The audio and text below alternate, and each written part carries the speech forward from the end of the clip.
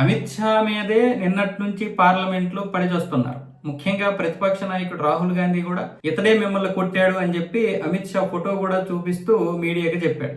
ఇతనే కొట్టాడు మిమ్మల్ని అని చెప్పి. అమిత్ షా ఆదేశాలతోటే పోలీసులు కొట్టారు కాబట్టి అతనే నిందితుడు.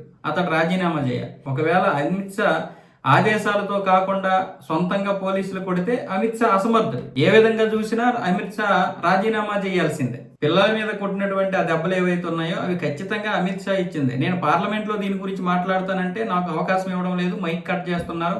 రాజ్నాథ్ సింగ్కి, కిరణ్ రిజిజుకి మాత్రము అవకాశం ఇస్తున్నారు. లేదంటే నేను క్షమాపణలు చెప్పాలంట, నేను క్షమాపణలు చెప్తే అప్పుడు నాకు మైక్ ఇస్తారంట.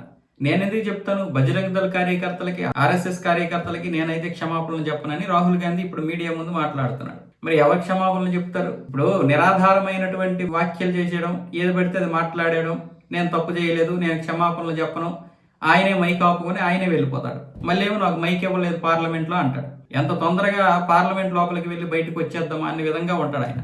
ఏదో ఒకటి రెచ్చగొట్టి మాట్లాడిస్తే పార్లమెంట్ నుంచి నన్ను బయటికి పంపించేస్తారు, లేదా మైక్ కట్ చేసేస్తారు. ఇదే పార్లమెంట్లో జవాబుదారీతనంగా ఉండి ఈ బిల్లు పాస్ అవ్వకూడదు, ఈ బిల్లు పాస్ అవ్వాలి, ఇది ఎందుకు పాస్ అవ్వకూడదు, దీంట్లో ఇన్ని లోపాలు ఉన్నాయి అని దాని గురించి మాట్లాడి దాని గురించి ప్రజలకు చెప్పే విధానంగా అక్కడ చెప్తే జనాలు వింటారు. కానీ ఎంతసేపు మనము బీజేపీ పెట్టినటువంటివి ఏదైనా సరే దానికి వ్యతిరేకించడమే మన అజెండా. మనకు అంతకు మించి ఇంకొక అజెండా లేదు. ఇప్పుడు అమిత్ షా ఏమొచ్చేసి రాజీనామా చేయాలి. ఎందుకు? పార్లమెంటు సమావేశాలు సజావుగా సాగకూడదు. ఒకటేమొచ్చేసి అంతకుముందు జంతర్ మంతర్ వద్ద హ్యాపీగా ఈ నిరసనలతో మొదటి వారం అంతా అయిపోయింది. రెండో వారం నుంచి ఎలాగైనా సరే పార్లమెంటు సమావేశాలు సాగాలని వాళ్ళు రాజీనామా చేశారు. దానికి అనేక కారణాలు ఉన్నాయి. దేశంలో జరగబోతున్నటువంటి అల్లర్లని దృష్టిలో పెట్టుకుని రాజీనామా చేశారు. ఇటు పార్లమెంటు సమావేశాల గురించి కూడా రాజీనామా చేశారు. ఇప్పుడంతా హ్యాపీగానే ఉంది. కానీ వీళ్ళ యొక్క ఇదేంటి, అరే ఇప్పుడు రాజీనామా చేశాడు, పార్లమెంటు సమావేశాలకు మళ్ళీ మనం వెళ్ళాలి, మాట్లాడాలి, దానికి సమాధానం చెప్పాలి, దాన్ని ఆక్షేపించాలి, సబ్జెక్ట్ మాట్లాడాలి. ఇంత చేయడం అంత అవసరమా? ఏదో ఒకలాగా రెచ్చగొట్టేద్దాం, ఏదో ఒకటి ఆరోపణలు చేసేద్దాం.